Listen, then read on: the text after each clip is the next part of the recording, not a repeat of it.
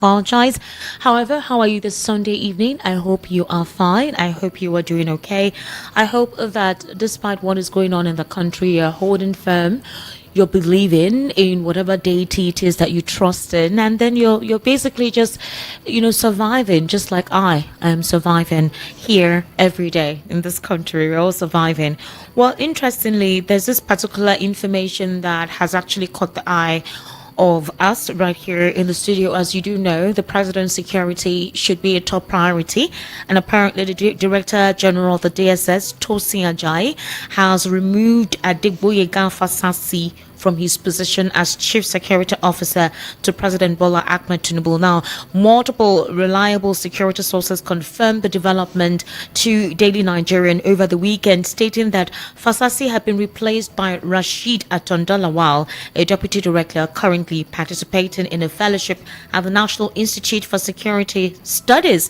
And of course, this sources revealed that President Tinubu approved the removal following a request from the DSS Director General to send Fasasi on a strategic course. But Nigerians trust them. There's something more to it. All of a sudden there's a strategic course that he needs to attend, and then a replacement is also already on ground. Well, most of this reshuffling is expected anyways, so long as the president is secure and those who are surrounding the president actually have his best interest on heart. Now, there was a controversy that actually happened during the course of the week, or specifically this weekend. I'm sure you know that Goan celebrated his 90th birthday, and just like every other political stalwart, they were all, commemorating with him, and they were sending their, congratulatory messages and having to mention all his good deeds.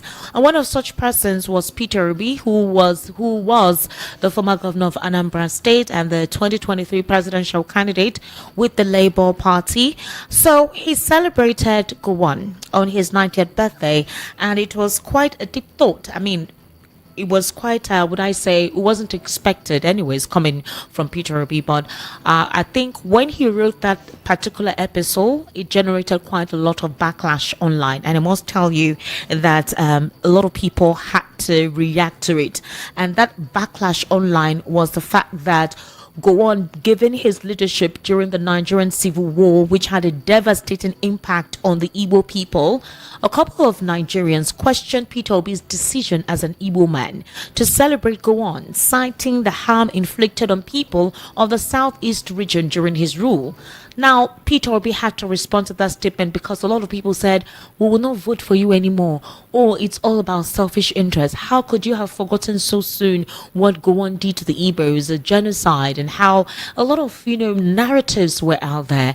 And it was quite expectant that the supporters of Peter Obi and those who wanted to calm, the storm before a voice of reason comes in. And one of such persons is Dr. Moses Paul. All right. So I'm going to read out what Dr. Moses Paul said before I read out what Peter Obi responded to, basically on the backlash he received online. Now, according to Dr. Moses Paul on his Twitter, he says, as usual, I called Mr. Peter Obi after seeing some of the responses on the tweet on Daddy Goan, and I said some people are not happy, sir. Mr. Peter Obi responded, and so he's writing what Peter Obi said. Mo, I have always told you never to dwell on yesterday, to agonize over it, or remain unforgiving. We cannot be trapped by the events of the past. Instead, we must be grateful to God for today and look forward to tomorrow with hope. I understand the negative comments, and I deeply regret the painful history that took place over 50 years ago. Though I know little firsthand, only what I have been told. It is a sad chapter for many, including my own family. My father, unfortunately, lost his thriving business during that period and passed away, which remains a deep personal loss for me. My comment today, however, was about General Goan's removal from office and the grace with which he has handled those difficult times. It wasn't about the war itself. The focus was on the life he had led since his removal and his remarkable ability to remain prayerful and steadfast in his commitment to Nigeria. So, but a lot of Nigerians were still not satisfied with that response. A couple of persons were saying that what Kenneth Okonkwo referred to the other time, that, Mr. Peter Obi is a nice man, but Nigeria does not need a nice leader or a sweet leader. They were all making attributions to some of the comments Kenneth Okonkwo said at the time. Other persons went and said, okay, Peter Obi doesn't represent the interests of the majority, especially of the Southeast. And a couple of persons said, if Peter Obi is to be a leader, shouldn't he be representative? Is he a leader of a particular region? Is he a leader of a particular ethnic group? I mean, if you aspire to be a leader of this country, are you not meant to represent every region and every ethnic group? So why should he not congratulate the former military administrator? And then we saw pictures online of when General Yakubu Goan, along with Dim Ojukwu at the time, when they reconciled and they took pictures just to say we have moved on. So other critics said, if Ojukwu, who supposedly was the forefront of the Biafran war, could take a picture with the general to show that, okay, we are trying to put past the issues of the past, where an ethnic group was supposedly depopulated for power reasons, or to literally say we don't want this particular group represented anymore due to some connoted phrases or words or mentality at the time. Why should Peter Obi congratulating the general be something obtuse or out of point? Why should it be out of place? That was basically what a couple of questions some other critics who were trying to reason logically, responded to. And according to him, Peter Obi's response, he says that he needed to show the world the ultimate heroism is forgiving the enemy and moving forward. He admonished all those angered by his greetings to Goan to bear with him and join him in the mission to create a country where hate, unforgiving spirit, and other vices will give way for justice. So the question is it wrong that Peter Obi actually did what he did? For someone who is a leader who aspires to represent every ethnic group, should he sideline some ethnic groups? Shouldn't he have commiserated or sent at least a congratulatory message to the former military administrator, regardless of what has transpired in the past? Exactly. And in as much as, yes, that pain, that hurt is still there. That particular ethnic group is still going through the marginalization, underrepresentation, isolation, and all whatnot. But if you aspire to be a leader in this country, you definitely cannot. You cannot do it from one particular angle. And others are saying that it is important to realize that if one intends to be a leader, you cannot just carry only one particular region or one group. You need the entirety for you to actually be brought in, because you're representing everybody. So that's basically what it is. But of course, in the course of the program, we'd like to hear from you what you think, what your opinion is about the entire situation. If the reaction was just too harsh, basically, was that reaction too harsh? Was it something that shouldn't have been said? Was it something he shouldn't have written because of how a couple of persons feel, or because of history? Of course, that is something that we need to look into. According to Malcolm on X too, he says that what happened during the Civil War is a lot. And that the fact is the former military leader refused or failed or neglected to stop the senseless killings of the Igbos and their lookalikes throughout Nigeria, especially in the north, by civilians and members of the armed forces. Malcolm wrote he refused to provide funds to the eastern region government to cater for the injured and displaced Igbos around to their homeland for safety from all parts of Nigeria. Goan, without any good reason, refused the Aburi Accord. For the record, the Igbos fought in self-defense. The war aim of Biafra was basically to prevent themselves from being slaughtered, nothing more. So this particular tweet brought a lot of memories as to what transpired during the Civil War and how Goan supposedly exacerbated it, who was at the forefront. But the question is the fact that, can we not move on from that mentality? Can we not move on from what transpired in the past? Because if we continue to stay there, what is the essence of moving forward? How do we move forward from that? So a lot of Igbos blasted Peter Obi. They cursed him. They called him all sorts of names, and it's quite unfortunate to some certain levels, because a couple of persons say, if you want to be a true leader, obviously you must take criticisms, isn't it? You must take that aspect of criticism on your personality. But Peter Obi is of the note that regardless of what transpired, we must move forward. We must try to represent ourselves properly. We must fight the battle together, because that is the only way to achieve the reality, or to achieve the dream of a great nation. A couple of people too do not believe in that ideology, but according to Peter Obi, that is one way to go about it.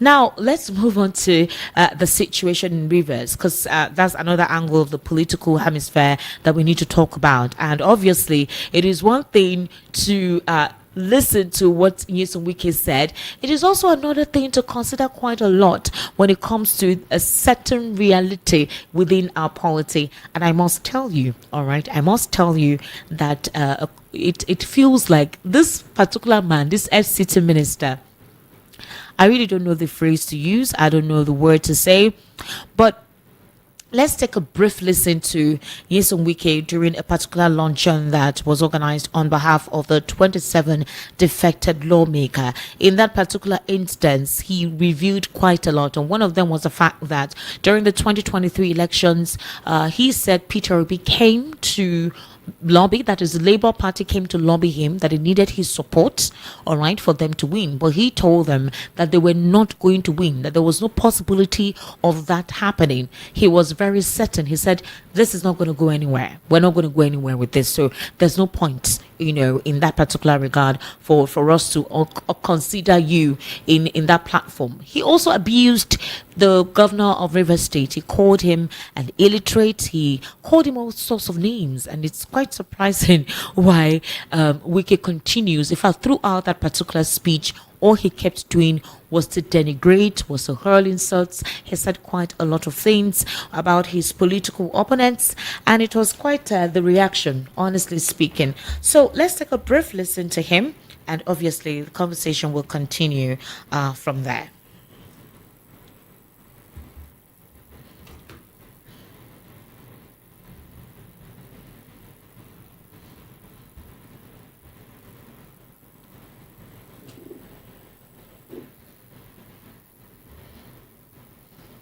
What's happening?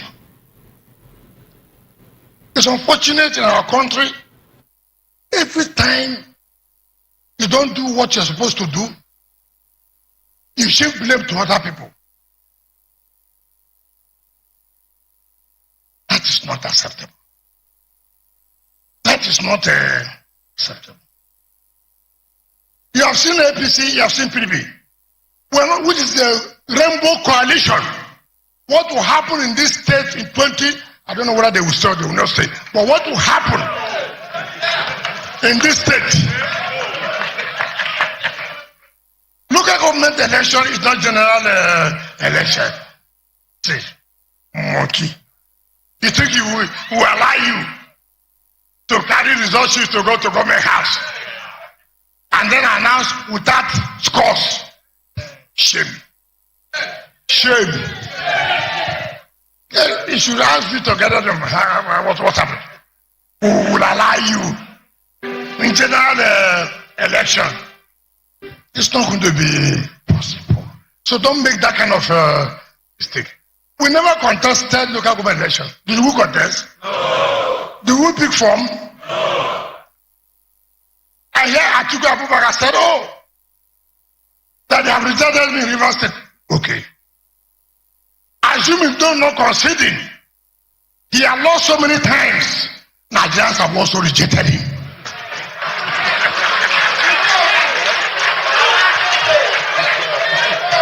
If you say, for election we did not contest, for election we never participated, that shows Nigerians have rejected us. It's okay. You that contested, and fail woefully. Nigerians have done what? Rejected you. Therefore, pack and go home.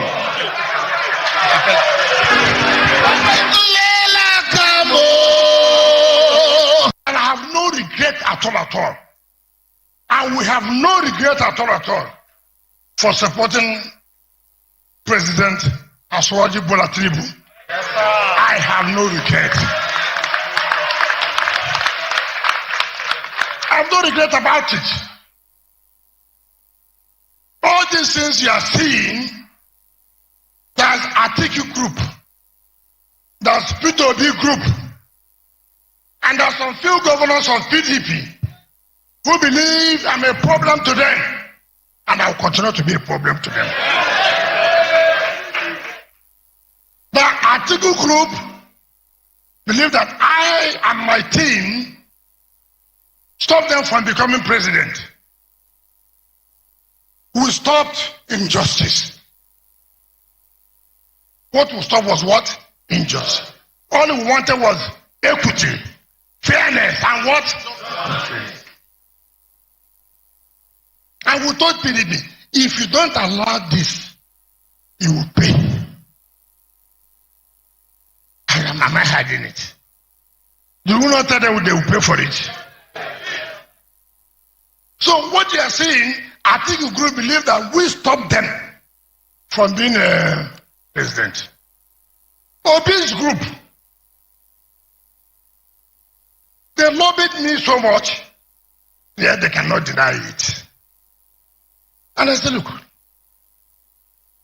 this one won't fly. River State will not go to where we will not know it won't fly. So there's also a gang up. Now look, enough is enough. They must fight us back.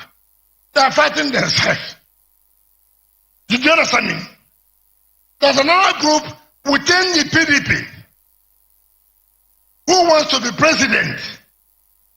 And they said, look, if we don't do anything now, we'll have a problem. But I can assure you they will have a problem. I can assure you they will have what? A problem. And there's also another APC group. I will tell you the truth. I know.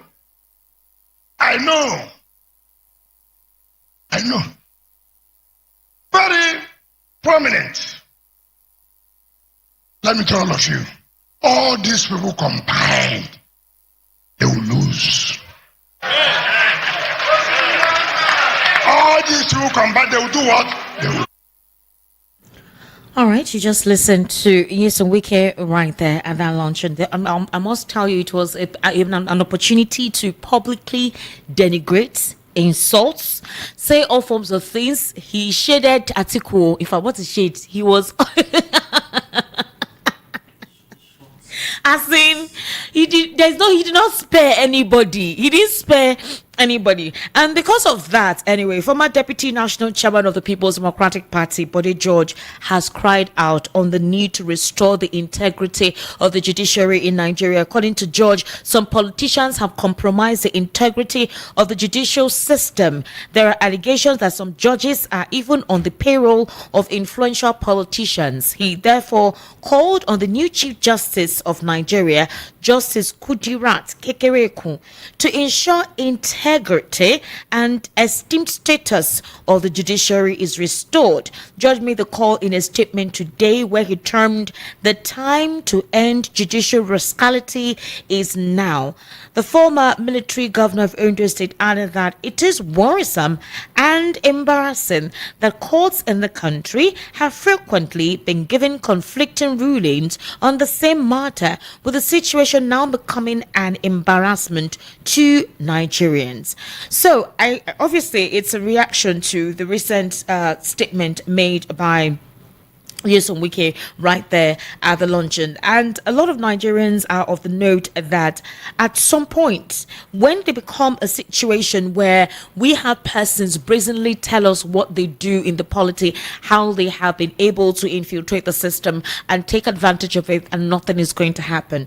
In the same vein, though, the the 27 defected lawmakers decided to just express their loyalty to Nyesom Wike. Let's briefly take a listen to them. And I have no regret at all. And we have no regret at all for supporting President Aswaji Bola Tinubu. This is not the one I'm trying to look for. Well, we're able to, while I tried to get that particular video back in line, we were able to understand from that particular luncheon that Fubara, as well as a couple of the supporters of Nyesom Wike, the FCT minister, had diverse opinions as to some of the speeches that were reeled out there. So the question that a lot of Nigerians are asking is, who will intervene in this crisis in Rivers State? Because it's a power tussle of who is who in Rivers, and that this is what we do and nothing will happen. And of course, as it stands, obviously it feels like there is a categorical representation from the end of the executive, that is President Bola Ahmed Tinubu, that there is a line he's following, or there is somebody he obviously supports, which some Nigerians feel is not the proper thing to do. So these young men were able to express their loyalty to Nyesom Wike, and they will also use the opportunity to support the administration of the FCT minister, as he also used the opportunity to tell them that whatever it is you intend to do, I have your back. All right, I think I've gotten that particular audio now, so let's listen to it. 7 members of the Rivers State House of Assembly, take this from us. We will not fail you. We will not fail Rivers State. We were elected by Rivers people, and we took oath of office on the 5th of June 2023. Ever since, we have been doing our job diligently, serving our people, making laws, through oversight functions, through effective representation. We are doing our job. We will not relent. We will not disappoint Rivers State. Look at the cream de la cream of our people that have gathered here today. Look at serving senators, former senators, leaders from all walks of life. We will not disappoint you. We will stand firm. We will defend the legislature. We will defend Rivers people. We will not allow Rivers State to be relegated to the background. We will not allow anybody to take this arm of government for granted. What you have asked us to do, we will do, and firmly we will do them. And you will be proud of this house at the end of the day. Today is a day to say thank you. A lot has been said already. Ours is to commend you, to tell you that we gain so much strength from what you are doing for us. Listening to you, advising us here today, strengthens us. And we want to tell you, going forward, you will see more and more of the good things we will churn out in the interest of Rivers State. By the grace of God, when the count is done, you'll be proud that indeed, out of all the state houses of assembly,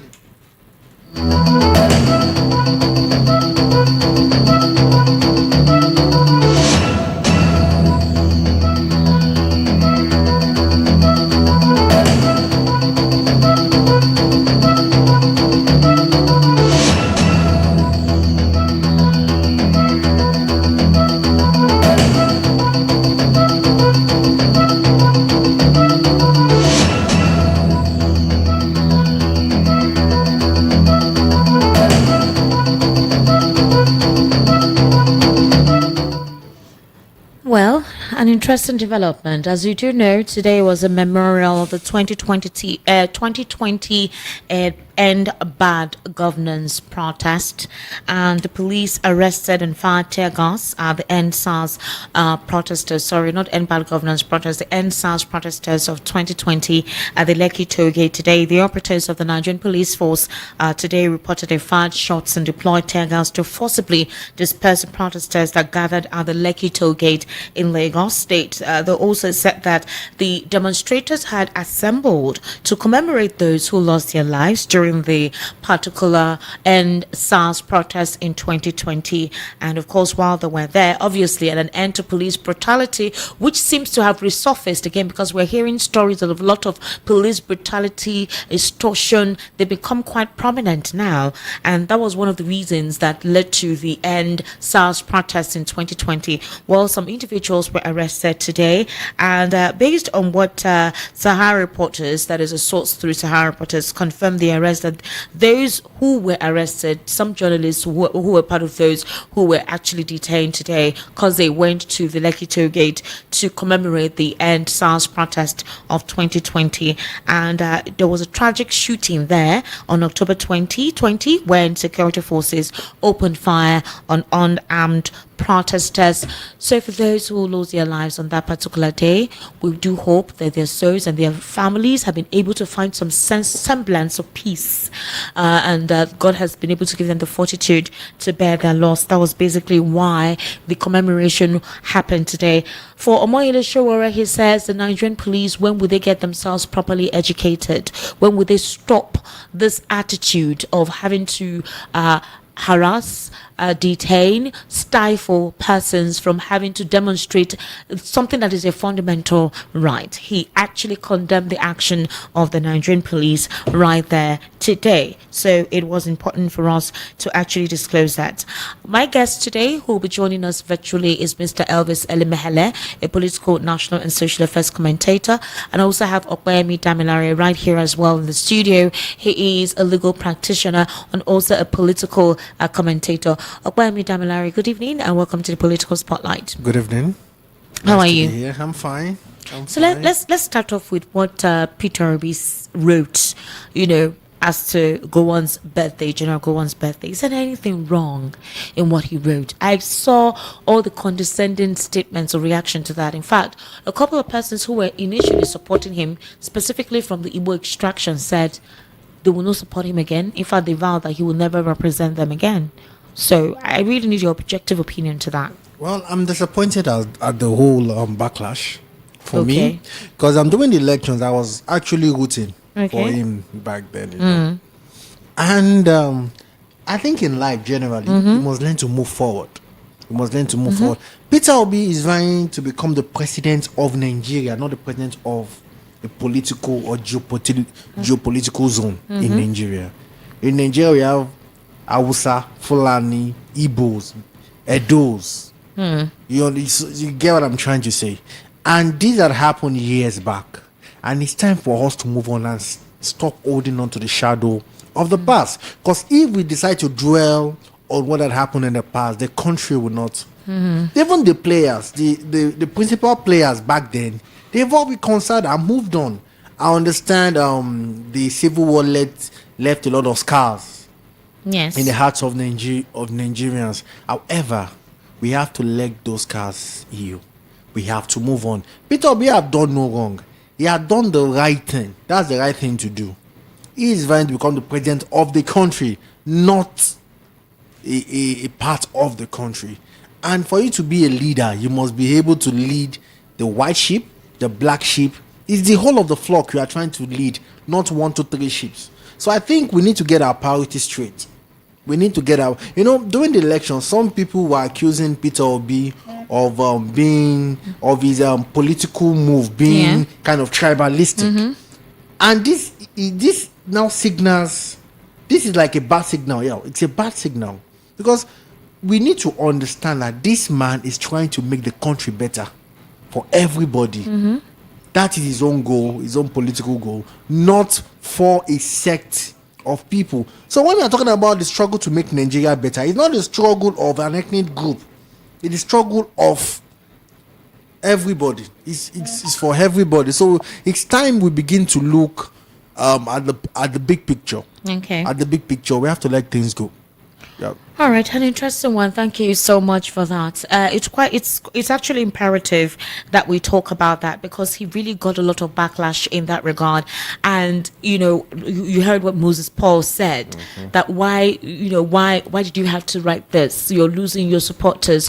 Those that held a torch for you.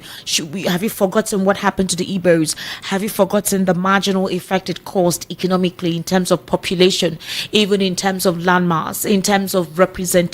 Up till now, the sufferings especially still continues emotionally, psychologically, otherwise. So why would you have to celebrate somebody who was basically the cause of that?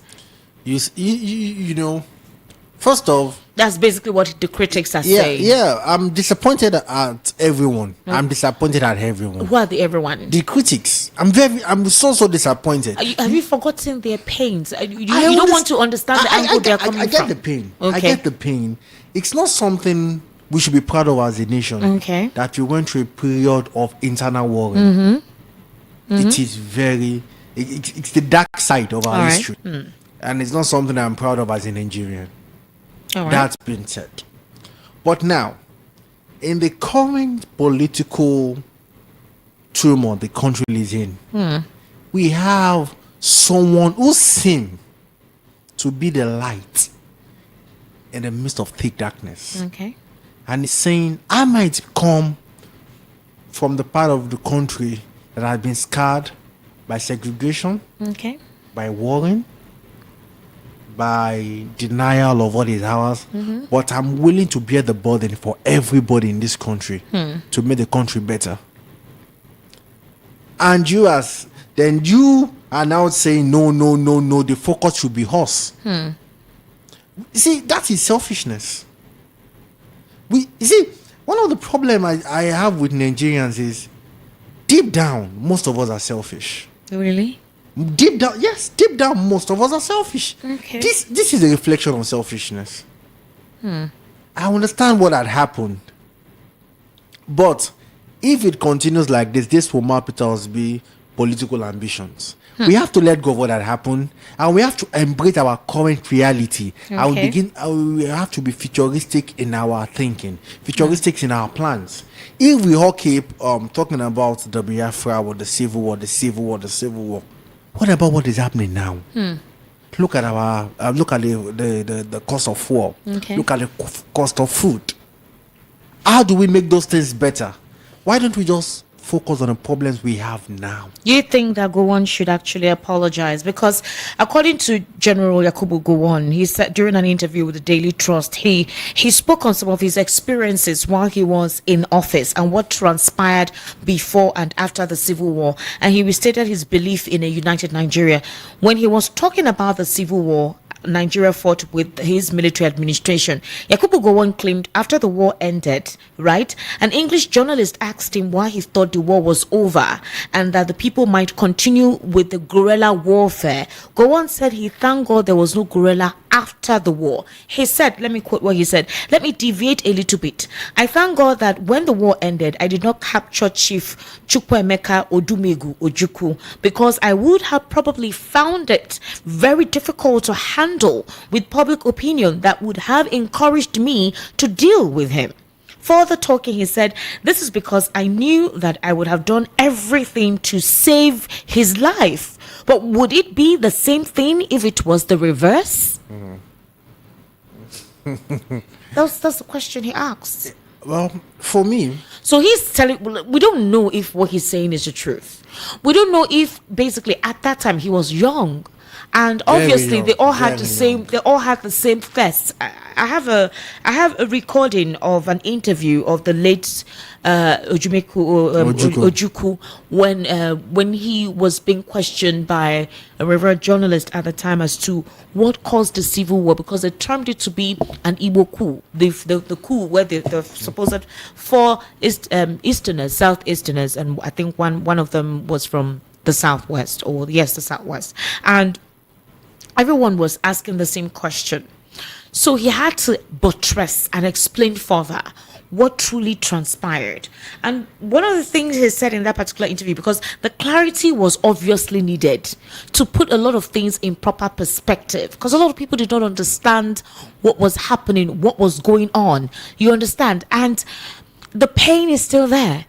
So for what Goan said, he said now that thank God he did not capture him, because the pressure was on him to kill him, but that he would have done everything possible to save his life. How do we know he would have actually saved his life? If at the time it was like he took his time, he allowed for a lot of things to happen to the Igbos. You deny them access to medical care, you deny them access to the Red Cross. There was starvation, they could not defend themselves. It was literal, it was brutal and literal.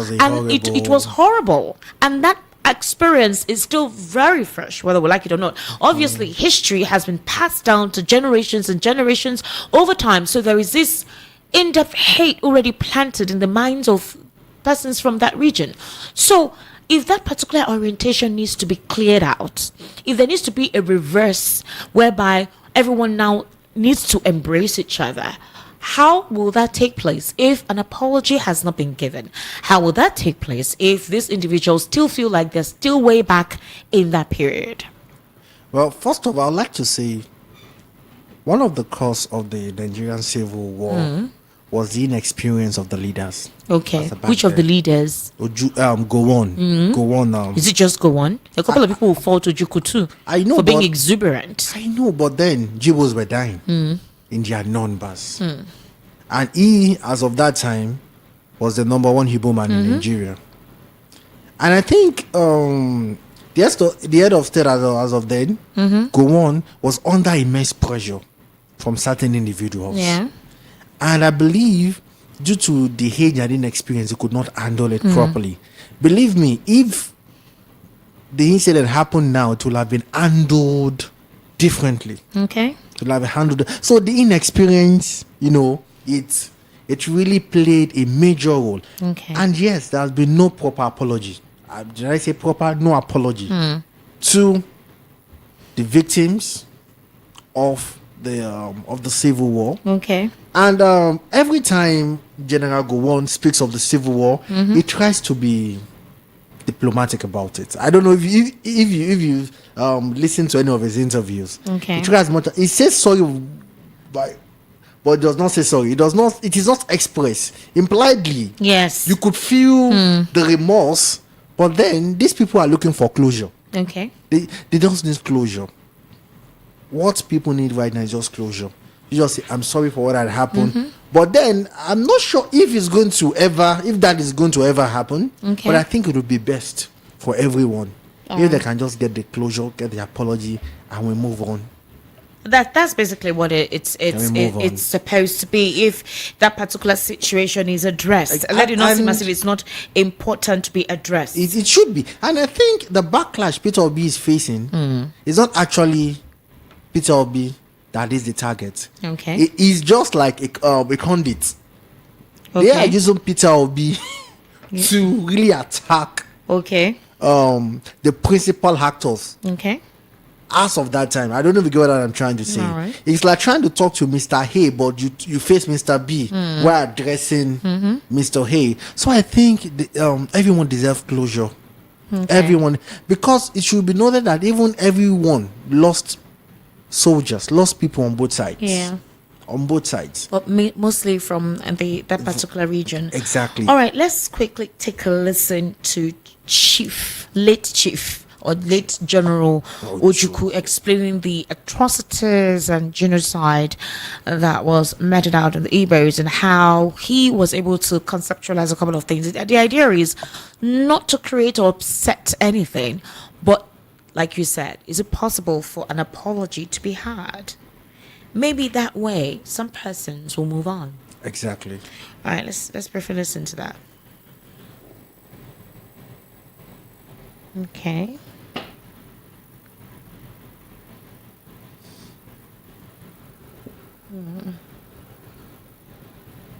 Can you hear? No. Hold on.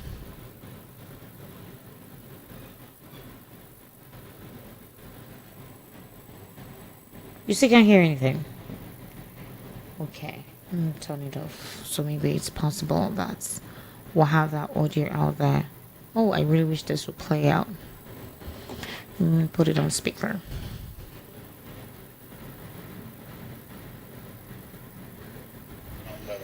Okay, let's play it like this. There was a friction over the preponderance of the North. There was certainly Can you hear? Yeah. difficulties about religious beliefs in the country. There was corrupt, bad administration, and so on. But the real problem came from the West, which by 1966 was really in turmoil. And the reason was quite a simple one. Where does a leader lead from? In the North, the Sadhana led from Kaduna in the North. His agent was in the South, Prime Minister. Awolowo for the West believed his position was better and he would be have greater effect on Nigeria if he ruled from the Federation. So he looked towards Lagos. And his deputy, Akintola, he was quite prepared to leave the West too. What a funny thing happened during the election. A funny thing happened. Dr. Azikiwe, who also opted for the Federation, won the election in the West. And it now looked as though an Igbo man was ruling in the East, ruling in the Midwest, and about to rule in the West. And this was not acceptable to the West. We started our problems there because overnight the victory of the NCNC in the West was nullified by a number of Yorubas crossing from the government to the opposition side and creating a new government. And this actually is at the foundation of the distrust between the Igbos still now and the Yorubas. Now, law and order broke down in the West after the second election. There was so much rigging. In fact, BBC had this rather wonderful statement. It said that men became pregnant overnight with votes. Because, we wear these huge robes and you can stuff as many ballot papers inside them. And as a result of that, and because by then Awolowo was in jail for treasonable felony, it was felt that the North used its powers to ensure that Akintola, who became their stooge, won the election. It became very dangerous to travel around the streets of Lagos or the West, anywhere.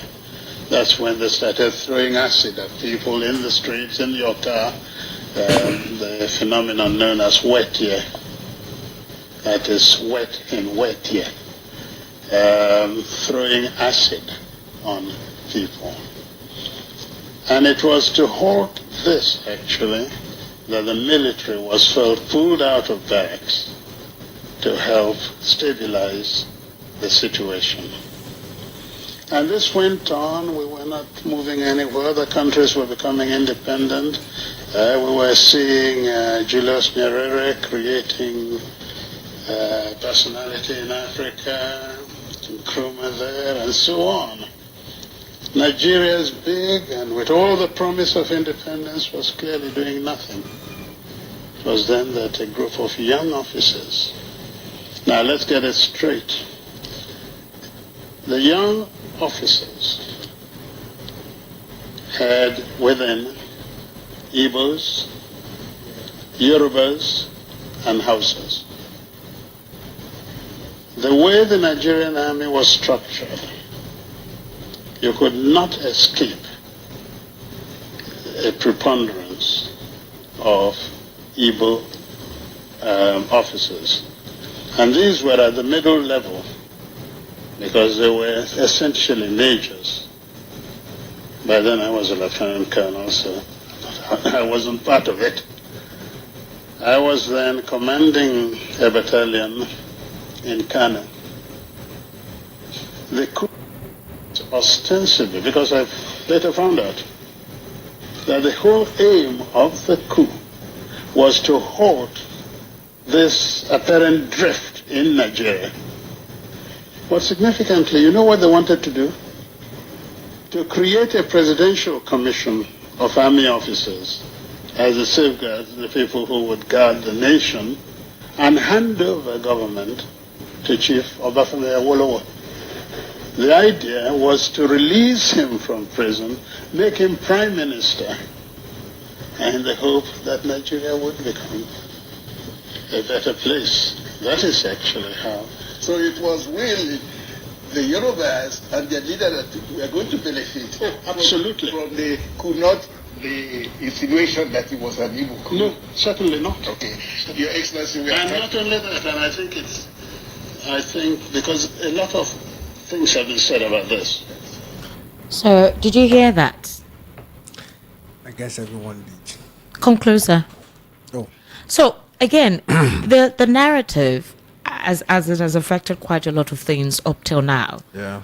So, what does it take for that healing to take place? Like I said before, Speak louder. they need closure. They need closure, and right now, an apology would suffice. An apology will suffice. Exactly. It's not that hard. It's Okay. not that difficult. All right, thank you so much. I'm still trying to contact Mr. Elvis Elimehele, but in the meantime, we saw a story which actually told us that the Chief of Army Staff, General the Defense Headquarters, has actually disclosed that Taoreed Lagbaja, the Chief of Army Staff, is sick and he's receiving medical treatment, abroad. We actually saw that. In fact, on Saturday, General Eyuma Machiko, the Director of Army Public Relations, said the Army Chief, who is also on annual leave, has ensured that there is no leadership vacuum in his absence. Machiko's clarification followed recent concerns which was raised by Nigerians concerning the absence of the Chief of Army Staff in recent functions. He says there have been instances where unforeseen human frailty kept service chiefs away for about 3 months, so he is on a medical leave. But we now saw stories that actually came out that he has passed on, but they do not want to tell Nigerians the truth. So the Nigerian army needed to respond that the Nigerian army chief, Taoreed Lagbaja, is not dead. And this is what they said. The Nigerian army has dismissed reports which claim that the Chief of Army Staff, Lieutenant General Taoreed Lagbaja, is dead. The report had claimed that Lagbaja passed away in an undisclosed hospital overseas nearly 48 hours ago due to stage 3 cancer. However, the Nigerian army, in a post via its official X handle, dismissed the report and labeled it as fake news. We will still expect reports from there. So the thing is this. Whenever you want to debunk a story, I mean, you could put in a picture, you could put in a video to validate that that particular story is not true. You remember when former President Yarodua died? It was like that. They didn't let the world know that he had passed on. That was the first What thing is that the came to essence my of the mind. secret? He's on medical leave. They had confirmed. In fact, when the story came out initially, the Nigerian army did not say anything until they had to clarify because he's obviously not around. Now on a medical leave, but they did not disclose to us what condition led to that. So apparently with this report, which has gone live, they're saying he is not dead. So where is he? Why have you not put in a picture, a video to possibly put out this claim? The onus is on the Nigerian army to give us some details. What exactly is going on? The Nigerians needs answers. No, but the army chief is this. It's your right to go on a medical leave. That is not in dispute. Is it okay? That is not in dispute. What we are saying is, if you claim that he is alive, give us proof of life. It's just that simple. Or maybe a short interview. Okay. Maybe a picture. It's not that hard. You see, in this country, we make simple things look so complicated. Okay. So complicated. A simple picture would suffice, or a simple 10 seconds video would put everybody's minds at rest. But do you think that if I do hope that the Nigerian army is being truthful in this statement they've released to debunk it. As do I. It wouldn't make sense if by tomorrow, next tomorrow, we hear that whatever report has circulated is actually the truth. I do hope that's not the case. I really do hope that he's hale and sound and healthy. Hope he's Because alive. it will be wrong to not be certain, or maybe to douse the speculation, or to douse any false info or supposed info that does not have any sustainability or verifiable source. And then at the end of the day, it now feels like that particular story was indeed the truth. This brings back memory of late President Yaradua's Yes, demise, yes. It's like they are following the same script, just the same, the same mannerism, the same way it happened. And I do not know why our public servants All right. believe they don't owe the citizens accountability. But if the chief of army staff is not available, is there any vacuum at all? No, He has a no. deputy. They could install someone else. So There's no what do you think the agitation is? I really think it's an in-house lobby for power. You know the way it is. Whether I'm not saying, this is just my own crazy theory. Right. I'm not. Maybe there's a lobby for power. Just let us keep it quiet while we put our house in order. Then when we've settled, we've placed A, B, C, D in place, then we can. Maybe that is what is going on. I don't know. I can't tell. But then I think the Nigerian army needs to come clean and let the Do they owe anybody any explanation? They do. It is the Nigerian army, not. Does it change anything? They have their chain of command. If somebody passes on, you have another person to replace immediately. So I think the agitation here is, if there is something actually really wrong that is dire, why don't you tell us the truth? What is the essence of you trying to hide it or make it seem as if there is nothing? Because the statement released to debunk that story was short and terse. But you remember vague. You remember during the campaign season, during the campaign period, I don't know if you recall when they said President Tinubu was not feeling fine. Yeah. And that they were saying that it was a clone or something that was going on the campaign trail or something. Yeah. The presidency had to release a video of him doing an exercise on a bike inside. There was a video release of him dancing. No, before the dancing, they showed him on a bike. Yeah, after that, they released another one of him dancing. That he wakes up by 4 a.m. He gave us his routine. Exactly. So house routine. Why is that evidence not attached to the statement they released? The statement is too vague. It's too vague, and something is going on. I think something is going on. You think something's wrong? I think. Because today too, the DSS changed the president's bodyguard. Exactly. Very sudden. What is going on? And first the army, now the DSS. Yes. So that's the president's top bodyguard, like the person who is very attached to the president. He protects the president. But for the DSS, they actually released a detailed a detailed statement. Yes. Okay, it's going on course. Yes, going on a strategic course. Exactly. But with the army, is heal. It's medical vague. leave. Okay, what is the nature of the illness? They're saying that it's basically cancer. Where is he? Which hospital is he? He's on medical leave. He doesn't necessarily have to tell us where he went. On medical leave, you could be wherever it is you are, treating yourself. In this case, he's not just a regular soldier. Okay. He's not just a regular soldier. Chief. And now we have rumors flying around that maybe he's passed on. So just release this information and we are all good. Mr. Elvis Ali Mahele, good evening and welcome to the Political Spotlight. Mr. Elvis, can you hear me? Can you hear me? I can hear you. No. Can you hear him? I can. Please call the other number. That would be better. I called it, but it was forwarding, so it wasn't properly connecting. That's why I called this. It was network. Can you pick the other line, please? Hello, Mr. Elvis. I can hear you well. Okay. Hello? No, it's broken. All right, we'll try to reconnect Mr. Elvis. He says that I should call him on the other number, which is what I actually did initially, but it was forwarded. So I think it's a network situation. What I want to ask Mr. Elvis is basically what I have asked you. Now, regardless of what is going on with the Chief of Army Staff, and I do hope that he's not passed on. I do hope he's hale and hearty. I hope he's safe. I hope he's sound, and it's just a leave, a medical leave, as we expect it to be, and nothing more. But if there is something untoward, it is expectant that they let Nigerians know what exactly is happening. Mr. Elvis, welcome to the Political Spotlight. Can you hear me well? How are you? I'm fine. Mr. Elvis, how are you this Sunday evening?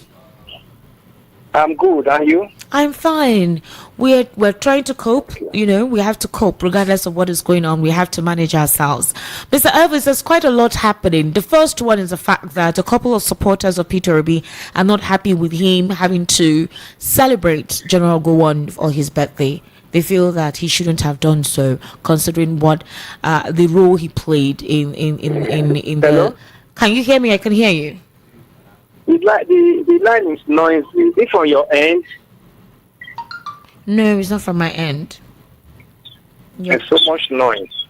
It's clean and clear. Are you sure you're not playing something at your own end? Hello? Hello?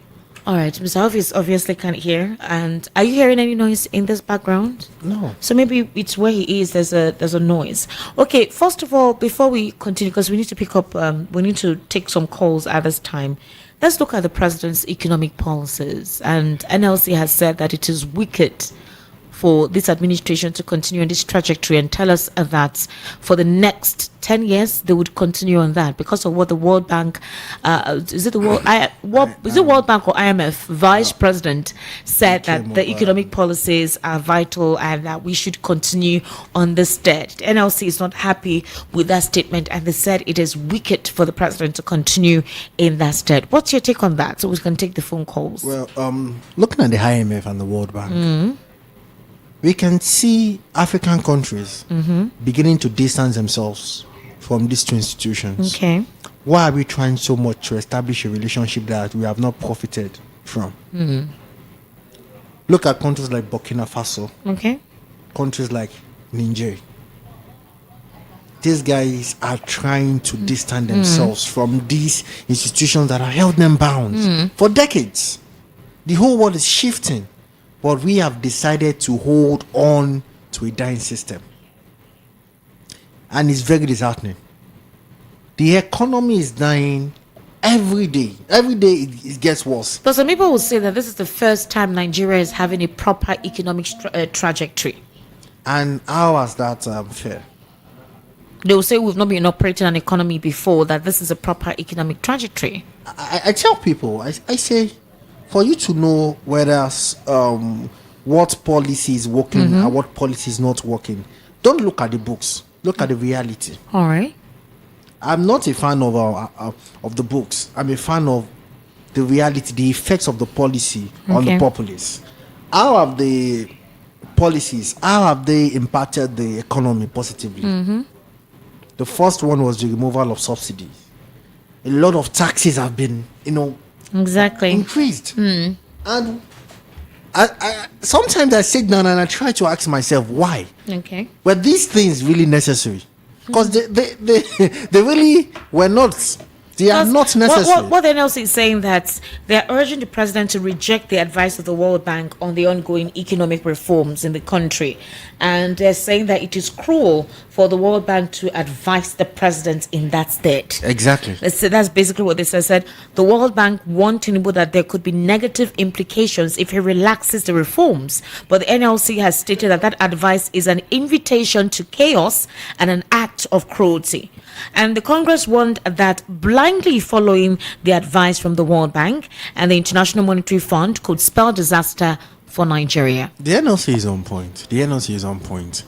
And why? Can you kindly reduce your voice at the back end? Yeah. And why is the World Bank and IMF controlling our economy? Why are they the one giving us orders? Well, aren't you collecting loans from them? We should begin to ask ourselves questions. the IMF and World Bank do not have the track record of developing economies in any developing countries. Okay. They don't develop economy. That's not what the IMF or the World Bank. That's not what they do. You see, at this time and age, we must be able to move away from the Western myth. Okay. And face the reality. Africa must be developed by Africans. Nigeria will and should be developed by Nigerians. IMF, World Bank, Holy Head put us in one position in a pool of debt. We can check the track record with IMF. Well, it feels like the president seems to want to stick with it. I really do not understand the presidency's obsession with the IMF and World Bank. And I don't know, is the people around him, what are they telling him? His economic guys, his business people, what are they telling him? What advice are they giving him? Because it is very disheartening. It is very disheartening. I must say, just to say the least, it is very disheartening. These policies is making people hungry. These policies, your policies is taking food away from the table of people, and somebody from somewhere is telling, just continue for the next 15 years, you are going to be good. All right. I'm just Still on Taoreed Lagbaja, the presidency has again come out to speak on it. Now, remember the Nigerian army has spoken on it. This is what will make a lot of people begin to think that there is more to this. The Nigerian army just spoke on it, and breaking at this moment, presidency speaks on rumor around Chief of Army Staff Lagbaja's death. I want to read it out. Today, just this evening, the presidency debunked the report claiming that the Chief of Army Staff, Lieutenant General Taoreed Lagbaja, is dead, and of course not on their platform, whereby the story circulated that he passed away in an undisclosed hospital overseas nearly 48 hours ago due to stage 3 cancer.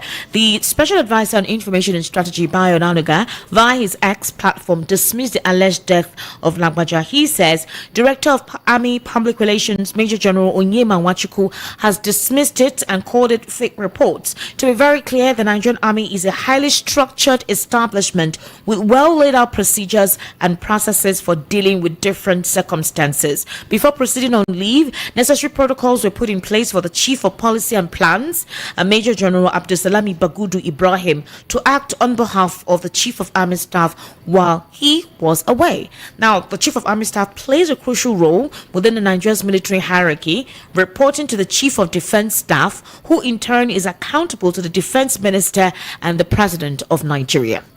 So I don't know what is going on, but I don't know where that story emanated from. But now that the army has spoken, immediately the presidency has also spoken. Let's believe that that particular story that circulated is actually untrue. There's a lot going on actually, from the hunger in the land to insecurity. Do you know my colleague 3 days ago, her home was she was robbed. It was in the afternoon. No one was at home anyways, but they came back and realized that all their stuff was turned upside down. The money they kept in the house, sometimes instead of wanting to go to the bank all the time, you just have some cash at home. They took it, broad daylight in the afternoon. People are resorting to that kind of scenario to cope. And innocent people who are working so hard may not feel secure with whatever it is they're earning. Well, it is sad to say, but this is our sad reality. How long will this hold on with? As long as these policies are in place, as long as we continue on this trajectory, they said madness is when you doing something in a particular way and you expect a different result. All right. Now we're having this ongoing situation, and you're having a power takeoff in Rivers. In fact, Nyesom Wike said that you are digging your graves. Fight hasn't started yet. What does he mean by that? To the detriment of the people in Rivers? You don't care? Wike has become a stock character in a slapstick comedy. And Wike needs to be stopped. I don't know why. Fine, he helped the president, Bola Ahmed Tinubu, during the elections. But must that come at the detriment of the state? You have people living in Rivers, for God's sake. Rivers is generating a lot of money for the country. But you are ready to put all that on the line because of Wiki. This is this is a disgrace to our democracy. This is a disgrace to our democracy. For Wike to hold press conference after press conference, threatening his political and all manner of names. It's just so annoying. You are the minister of the FCT. Can you focus on your job? Can you just do that? You are not the first governor who became a minister. You are not the first political giant in the land. There have been people who did more than you, who were more than. I do not understand. And for me, his only confidence is from the presidency. If the presidency is against Wike would not be as vocal and as arrogant. Imagine Wike going at Atiku, going at everybody. And it's also sad because where are the political players of 10 years ago? But the judge has spoken and he said it's quite sad that the judiciary is actually being used for all of this. Anyways, let's begin to take your phone calls at this moment. The number is 0700 903 903 903. The WhatsApp number is 0817 1756 338 0817 1756 338. And the number to call is 0700 903 903 903. Hello, good evening.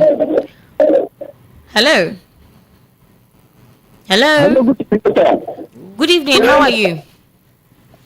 Fine, I'm fine.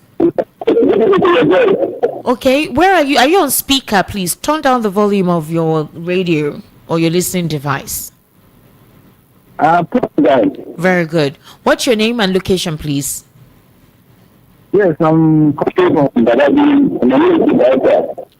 Hello?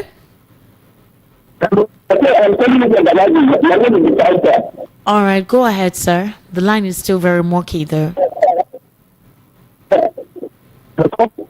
Oh no, the call is bad. Please kindly call us back 0700 903 903 903 and the WhatsApp number is 0817 1756 338. We had quite the conversation today, so I would like to know what your take is concerning the conversations that we have had. Hello, how are you? Good evening. Hello, good evening. Okay, I can't hear anything from this particular aspect. 0700 903 903 903. That's the number to call. 0700 903 903 903. Hello. Hello. Yes, good evening. How are you? My name Hello. is Emmanuel. Emmanuel, location, please. From Ogun State. From Ogun State, Emmanuel. Please go ahead. Okay, I want to talk in the area of Peter Obi. Okay. Now, Peter Obi has a mind that God really needs from human. Okay. You know, paying evil to good. Okay. Peter Obi, you know, show a real sign of a good leader. Okay. Which, if every leader in Nigeria can able to emulate this, you know, life of Obi, I believe that we are going to get a better country. Peter Obi is not coming out to lead a particular tribe. Peter Obi is coming out to lead the whole nation. So when people are criticizing Obi of what he did by you know witching this Goan, happy birthday or whatever, I don't think that Peter Obi done anything wrong on that. Okay. So let us come to this knowledge that a good leader have to carry everybody along. Peter Obi is not coming out for to rule Igbos. I mean, Peter Obi is coming out to lead the whole Nigeria. So let nobody criticize this man. Let's us emulate in such a life. Right. I mean, to let the past to go, for we to get the better Nigeria, and to take ourselves as one. Because this is a problem that we are having today. People are ruling by tribes, not by to carry everybody along. Okay, please, God bless you. All right, thank you so much for calling. All right, 0700 903 903 903. That's the number to call. 0700. Hello. What? Hello. Good evening. How are you? I'm fine. Where are you? Are you in a? I can hear the background. Are you playing music or something? No. This time was centered and background. All right. Okay. What's your name? Oh, yeah. My name is Uche. All right. From where? I am calling on the wheel. You're calling on the wheels. Yeah, it's from Ajawa. All right, okay. All right, sir. Please go ahead. I want to start with the Nigerian war, civil war story and whatever. Okay. Yeah, you see, somebody who do not understand what happened. Mm.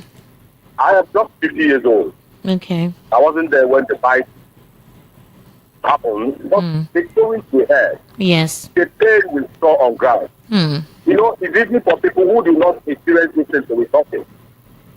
Let me give you one example too many. I went to Port Harcourt with my uncle. All right. He went to show me his new building. He was a successful businessman. He went to show me buildings he built. He made money and built the house. Today, people we do not know are the owner of the house. When we got there, he told me his house. He started crying. He said, this two building belongs to me. And it's the same structure with what he built at home. Now, what I'm saying is that the man cannot pay insurance school fee. All right. I think it's only one of the guys that actually go to university. But this is somebody who was so rich and everything he had was taken away from him. What is one sincerity? I don't have any pain or any grudge against it. But look, there are many people that have. And in the host of Nigerian government to do the right thing. See, instead of that, they are still the continuous subjugation and the continue whatever you might call it against the evil is still the problem on that side. Okay. The issue that has to do with the Taoreed, Lagbaja, and government has tried some propaganda. So you don't expect anything good to come from them. The foundation was wrong. What if they are saying the truth? They're saying that the information is not confirmed. The presidency has reacted. The army has reacted. No. We are here now. We'll still see at the end that you end up not the truth. The truth is, what you call truth is who is speaking it. There is nobody with this government that is speaking the truth. From the head to the last. So we are not expecting truth from them. That's the truth. Now Nigeria is expecting anything good or anything good from this government. That's the truth. All right, thank you. Thank you for calling, all right? 0700 903 903 903. And of course, the number to actually send your WhatsApp messages to is 0817175638. Hello, good evening. Welcome to the Political Spotlight. Hello, good evening, Esther Wachuku. How are you, sir? Good evening. Happy Fine, Sunday. Thank you. My name is Peter Utifo. I'm calling from Abaroja in Ikosi. First of all, those people who are blaming P2B for, congratulate on his birthday, they are very wrong. All right. P2B is supposed to be a nationalist. Okay. The president of everybody, not of people. They are not helping P2B by doing that. Okay. Then, on weekend, those people are also blaming weekend. To me, if you don't want to hear about it, don't go and say you want him to grant it to you. You understand? And you also don't expect him not to defend himself. Okay. And also blame his dictator, Bubara. You understand? So that's what I think. Those who are blaming, we are blaming for nothing. Really? Then finally, they're blaming you for nothing. For NLC, they have now come to criticize the bank, the World Bank advice. Yes. I think to me, they have come to the station when the train has left. It is too late for them to start complaining now. What they should be thinking is, how do we move forward? How do we advise the president to be less profligate? To cut down the cost of governance, and things like that. So not blaming maybe the World Bank for blaming sake. They know that had an issue before the closing of the Naira and of course the removal of oil subsidy. It was the rich, the political elite and the economic elite that were gaining from it. All right. So the only thing is, how do we manage the gains? All right, thank you Thank you so much. removal Thank of office. you. That is all. Thank you. Thank you very much. Let me read some messages. Good evening, Esther. It's high time Nigerian government starts to jettison IMF and World Bank advice because we have never benefited anything positive from these institutions. IMF and World Bank usurpers in Africa. The World Bank and IMF kept funding corruption in Nigeria continually without asking questions. What happened to all the money they are giving Nigerian government at all times? Chinemere from Agbara. Still, Chinemere from Agbara says, today, many Nigerians from all regions and tribes want Peter Obi to lead Nigeria. And we must understand that he will not rule a particular region, so he will rule every Nigerian. As a result, he will remain for the entire Nigeria from all regions and tribes. Notwithstanding the obedience, are they ready to correct their leaders, including Peter Obi, whenever he's going wrong? But we can see that he listens to his subjects at all times. I will continue to support Peter Obi because he will make a great leader. All right, thank you for that message. But are you his subjects?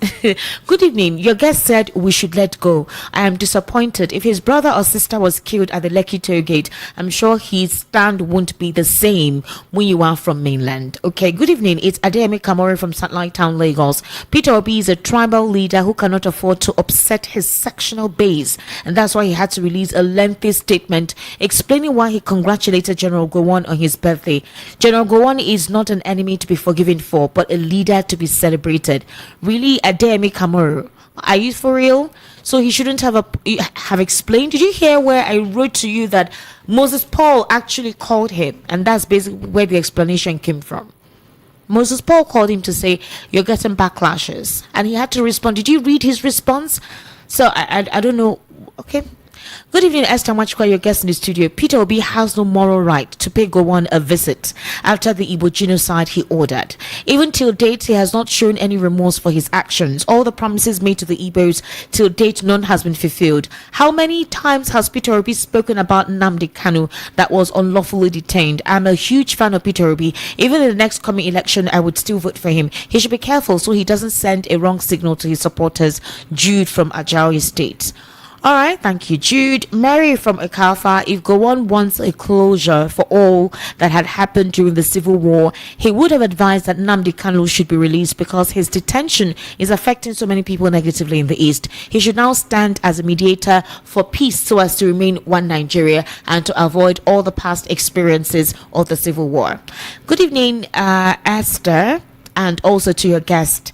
Esther Wike is taking a template from Donald Trump. The way he behaves is a replica of how Trump has no regard for anyone he labels his enemy. Have you seen how Trump talks on campaign rallies and town hall meetings? He doesn't talk on main issues but hurls insults on his opponents, and the president is championing such behavior because of his political interest in winning Rivers State for 2027. If he is not liking what Wike is doing, he has the power to discharge him of his ministerial position. Emmanuel from Ikeja. Emmanuel, thank you for your message. Good evening, Esther Wachikwana, guest in the studio. As for the Chief of Army Staff, there's nothing hidden under the sun. It truly that nature has taken its course on him and no one can hide it for too long. I could recall what happened when the late President Yarodua passed away. It took a while before letting Nigerians know about it. What a funny people we have in this country called Nigeria. What Nigerians need from this current administration at this point in time is to put an end to this unbearable hardship this administration has plunged most Nigerians into. Soft touch from Idimu. All right, thank you, Soft Touch, for that message. The MS role in our economic affairs is contradictory, as their measures often generate or intensify issues, then propose solutions. President Tinubu should consider innovative homegrown solutions to address Nigeria's challenges rather than relying solely on external guidance. Abidin from Bagada. Thank you, Abidin. Okay, Esther. Thank you. Hey, Esther, can you see why some people believe that the reason why Igbos are supporting Peter Obi is because he is their own, not because he is competent? You didn't put your name here. Oh, please be putting your name when you send messages like this. All right, this person, Yusuf from Ajawi State, says it's unfortunate that most of the backlashes is from the Igbo tribe. Same also happened when an Igbo imam was appointed on Friday. The Igbo should realize that them alone can't vote Peter Obi to become the president of Nigeria.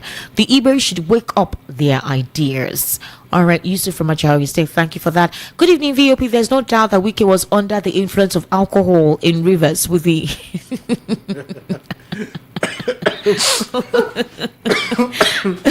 Harry Okada, good evening. Okay. Good evening from Ade Mukamari from Satellite Town, Lagos. As a nation, we cannot continue to subsidize petrol, electricity, and even our local currency with over 90% of our total revenue. It will obviously be hard on the people who have enjoyed virtually free fuel. Hello, good evening. Welcome to the Political Spotlight. How are you? Good evening, Esther Machuku. Good evening, sir. Yeah, how are you, my dear? I'm fine, sir. Thank you. I greet your guest. Thank you. Good evening, sir. Okay, good evening, my brother. How are you, my brother? Very fine, sir. Okay, yeah, welcome. Well, Esther, let me comment on the weekend, this thing, if you permit me. Okay. Ejebu Peter, please call back, I beg. Please call back. All right. Hello, good evening. I think when a call comes in, it interrupts the WhatsApp call. Hello, good evening. Welcome to the Political Spotlight. Good evening, Esther Machuku. How are you, sir? I'm fine. I greet your guest over there. Thank you. Thank you. What's your name, please? This is Big Friend calling from VR. All right, dear friend, please go ahead. Actually, so yes, so Wike, this is not a good way of political packaging. Okay. What I mean by political packaging is that showcasing what he can do in future to occupy a particular political post. I can see him is struggling to enter presidency, and by the same APC whom he is working with. We can even record that there was former time that he went and gave Lagos State 300 million in support. It is documented. Now, actually, he gave Rivers State to this President Bola Ahmed Tinubu, the President of Federal Republic of Nigeria, the vote that make him to be the President of Nigeria according to the judiciary. Now, what we are saying is that if he comes out to say that Bola Ahmed Tinubu is his godfather, the person that he is looking after, he is looking towards, that is to say that he is still building the same structure, emulating the same structure that the same man built in Lagos, so that he can assume his office in presidency in coming future. So what I'm saying is that let him go back, sit down, mellow himself, package himself, and not to be putting fire, according to him, to other people's political arena. That will not help him. It's rather spoiling his name. That is my contribution to him. Thank you. All right, thank you very much. Thank you for that. 0700 903 903 903. That's the number to call. Peter, call back. Hey, good evening, Peter. Thank you for calling back. Please go ahead before your call is disrupted. Oh, I know. Hello? Hello? Good evening. Hello? Okay. So I think it comes in and then drops. 0700 903 903 903. That's the number to call. 0700 903 903 903. And please send a WhatsApp message. Obviously, there's something wrong with you calling on WhatsApp. Once a call comes in from the normal whatever, it goes off. Hello, good evening.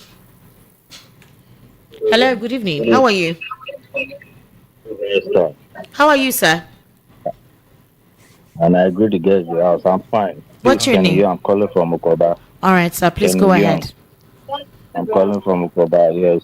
I want to talk concerning the Army General, the Lagbaja. Okay, yes. According to the wise one, they say death is inevitable. If the man has died, Nigeria deserves to know. Okay. But if the man is still alive, that's very good. Okay. But presently, for now, this OPC government, they are giving us a serious headache. Because I don't know what is special. If somebody has died, Nigerians deserve to know. If he's alive, they deserve to know. And I want to talk pertaining to Peter Obi. Nigerians should know presently now, Peter Obi is not a saint. He has a blood. He also has he's a human being. That blood is running through him. So even though I'm from Southwest, if I weigh everybody by 2027 and I see that nobody is still good, I'm still going to vote Peter Obi, even if I'm going to waste my vote.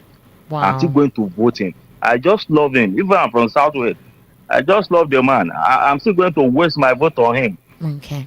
All right. So people should not expect it should behave like a saint visiting Goan. Is it a bad thing? Is it a bad thing? That's what I want to say. Thank you very much. Thank you. Hello, good evening. Welcome to the Political Spotlight. Hello, good evening. Name and location, please. Hello. Hello. Hello? Please, can you project? I can't hear you very well. What's your name? My name is John Paul from... Your name is? John Paul from Oshodi. John Paul from Oshodi. Yeah, Oshodi. Oshodi. All right, John Paul. Go ahead, please. Where would you? Hello? Yes. Okay, John Paul, kindly call back or send a WhatsApp message. Your call is breaking, all right? 0700 903 903 903. That's the number to call. 0700 903 903 903. Hello, good evening. Hello, Esther Wanshuku. How are you, sir? Good evening, sir. I'm fine. I'm good evening to your guest. Thank you. Please, what's your name? Sunday. Yeah, this is Mr. Monday on the line. Mr. Monday, happy Sunday to you. Please go ahead. Yes. Do you see that Chief General Army? Yes. May wisdom to not depart from him, because that man, the way he speaks and the way you read our comments, honestly, is not unbiased. Because nobody is perfect. Yes, nobody is perfect in political work. Okay. The man, exactly. Exactly. Sorry. Hold on. The Chief of Army Staff did not say anything. No. There are speculations that he has passed on, but the Army and the Presidency has reacted and said that's not the case. He didn't say anything. He's just on a medical leave. So, which of it are you referring to? No, listen. No matter what they are saying concerning out, they do not say anything concerning. I comment him. You may not know what is going on through the political business. The man is trying a lot. Okay. I'm telling you honestly. Which of the man are you referring to? Chief Army General. Okay. They are called his name Lagbaja or something. Taoreed Lagbaja. All right. Okay. Yes. All right. And secondly, concerning Peter Obi. Hello. Our man. Okay. Is a man of the youth and is a man of the people. Honestly, no matter how they want to impeach him, because if you see the three parties we have in this country, the Igbos, the Yoruba, and the Hausas, but the Igbos are counted the minority. Honestly, that is what is going on. That is what that man cannot have the support. Even though he go to the grandfather, like people like Goan, they will still comment like he's just coming there to do ceremony or do high service and condemn him, the hated of Labour Party and the hated of Igbos. Okay. All right. So thank you. Thank you very much. Thank you very much.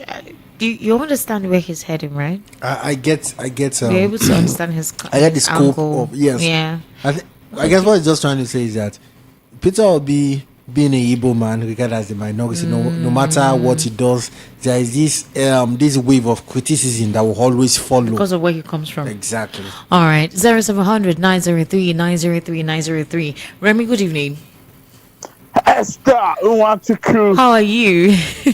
I am super fine. Just watch Liverpool destroy Chelsea. Wow, no wonder you're energizing. He's so happy. It was not much of a distraction. Actually. Really? It was not much of a distraction. Okay, Remy, go ahead. Don't let him take your shine, I beg. You're happy. All right, go ahead. It's well with you. It's well with you.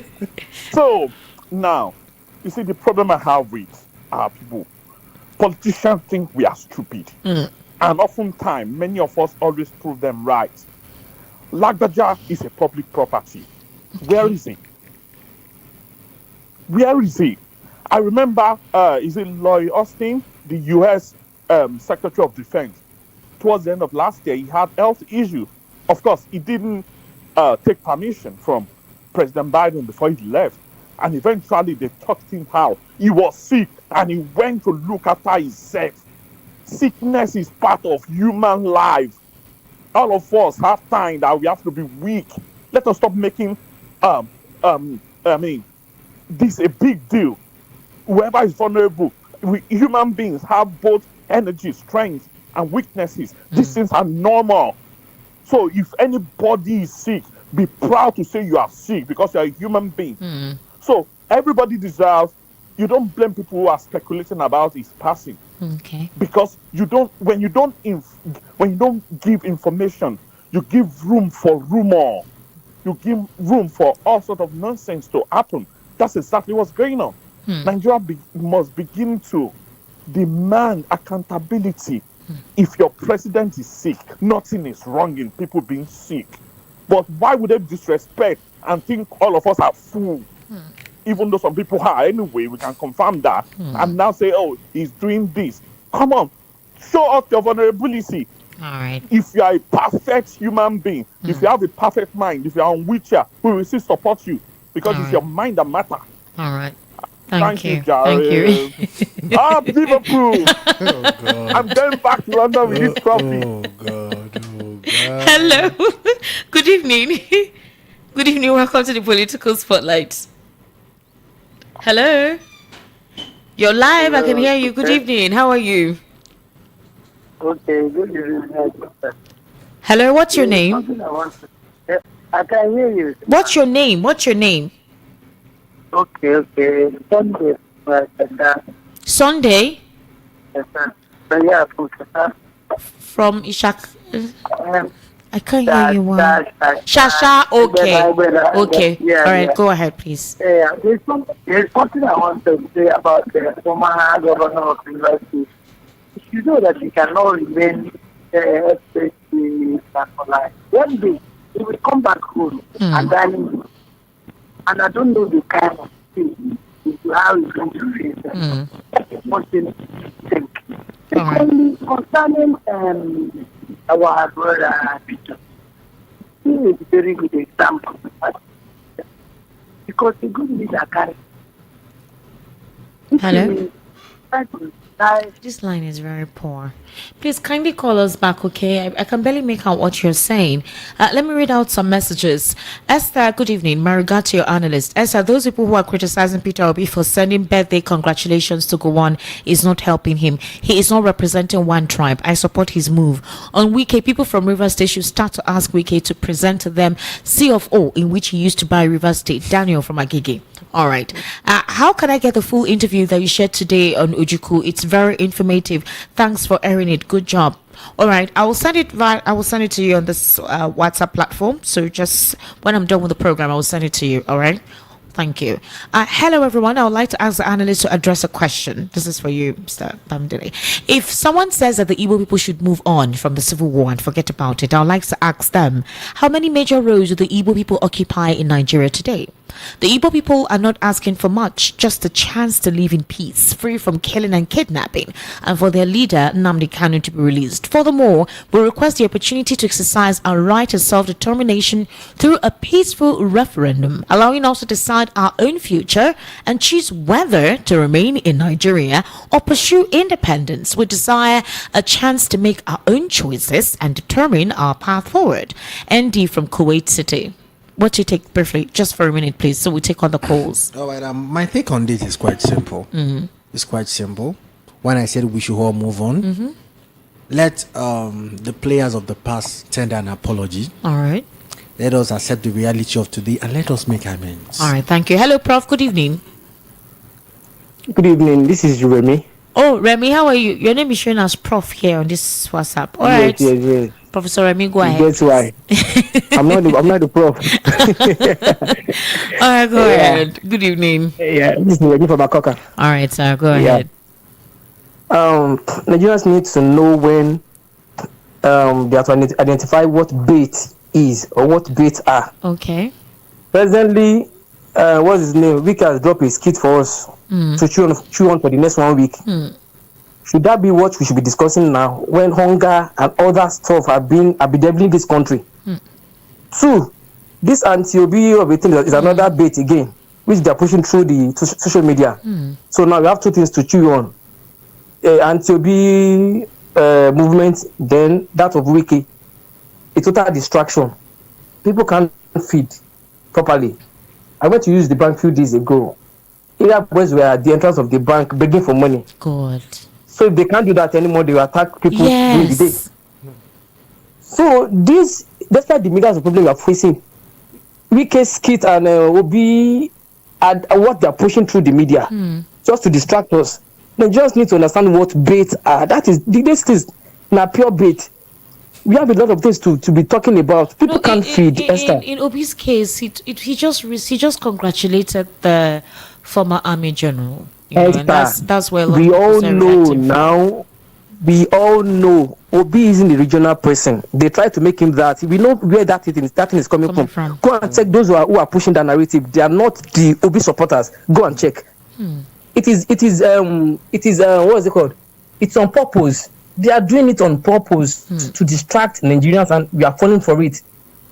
They are pushing that so that people can say it can be now. It is not a discussion. Should that be a discussion in the first place? Obi has tried to. Last year, he sent the same message to Goan, but it wasn't an issue. Yes. So many years, he has been doing that for years. The question is why now? So for you to know it is a bait, and people shouldn't fall for it. Let us talk about hunger, hyperinflation, fuel price, and all that.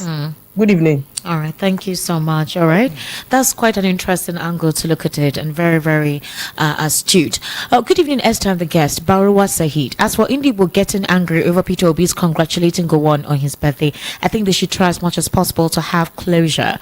Though I understand that it's not easy, but they should realize that Obi is aspiring to be Nigeria's president and not of only Igbo. As for Wike insulting everyone, my take is that it's doomsday is around the corner. One cannot be this rude and arrogant and be successful in his ways all the time. As for Lagbaja issue being disputed, I want the FG and the army authority to know that Nigerians don't believe them. Nothing they ever said or promised has been seen to be the truth. Okay. Good evening, Esther and your guests. Those who are against Peter Obi are not Igbos, but enemies of Igbos. Not Peter Obi for Osifo. That man is looking for job, but Tinubu will not listen to him. He better look for somewhere else. Chike's here from Anko. I don't understand this message. Okay, good evening, Esther and our guest. I didn't blame Wike for talking anyhow. I blame Fubara for not knowing his power as a governor.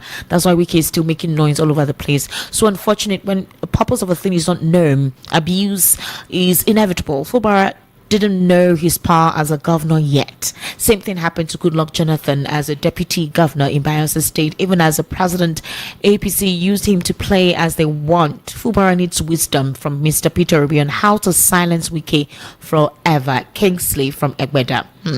Hello, good evening. Welcome to the Political Spotlight. Name and location, please. Yeah, please call me Mazi Richard from Germany. Mr. Mazi Richard from Germany. Good evening. Yeah. About P2B saga. You know one thing, because we black people, we are afraid to speak the truth. Okay. And that is why in every black nation, that's why we have problems. Okay. What happened between 1966 to 1970 was a brutal genocide against one people. The so-called Igbo coup, it was a Nigerian military coup, not Igbo coup. And then innocent Igbos were murdered in cold blood in the north, mostly in Jos, where Goan hails from. Benua people massacred Igbo people, and the war broke out, and the war was fought for 3 years. Millions of Igbo people, mostly children and women, were starved to death. And after the war, they declared no vanquished, no victor, no victor, no vanquished. And as we speak, nobody was held responsible for that, murderous, atrocity against innocent people. And today, some people are saying, move on. How can you move on without making peace? Look at what happened in Rwanda. My sister Esther Nwachukwu. Look at what happened in Rwanda. Rwanda, they came together and say we are sorry. They apologized. Those who committed the atrocities apologized. All right. Those and the victims accepted the apology. Do you know about Pol Pot of Cambodia? All right. The civil war happened in Cambodia. Pol Pot was sentenced to prison because he committed genocide against innocent people in Cambodia. But as we speak, nobody speaks about the victims of Biafra genocide. And do you know that even few years ago, if you talk about Biafra, they will arrest you. Nobody talks about Biafra until recently when Nnamdi Kanu started. All right, we've run out of time. We've run out of time. We have a program coming up. Please, what I'm telling you is that please, we have to discuss it. Peter will be going to this thing. It's not the problem, but we have to discuss this matter. We have to discuss Biafra genocide before we can say let's move on. Thank you so much. Thank you. We've come to a wrap on the political spotlight. I'm sure you can see my colleague. He wants to handcuff me. So, what's your final take? I think my final take is simple. A unequivocal apology to the Hebrews about the civil war is needed for closure. All right, thank you so much. You can follow me on my social media handle at Esther Nwaz on Instagram, Esther Nwachukwu on Facebook, Esther Nwachukwu on Twitter, and of course on YouTube. Subscribe. It's Estic Media on YouTube, ESTIQMEDIA. Interesting political content right on there. Bye for now.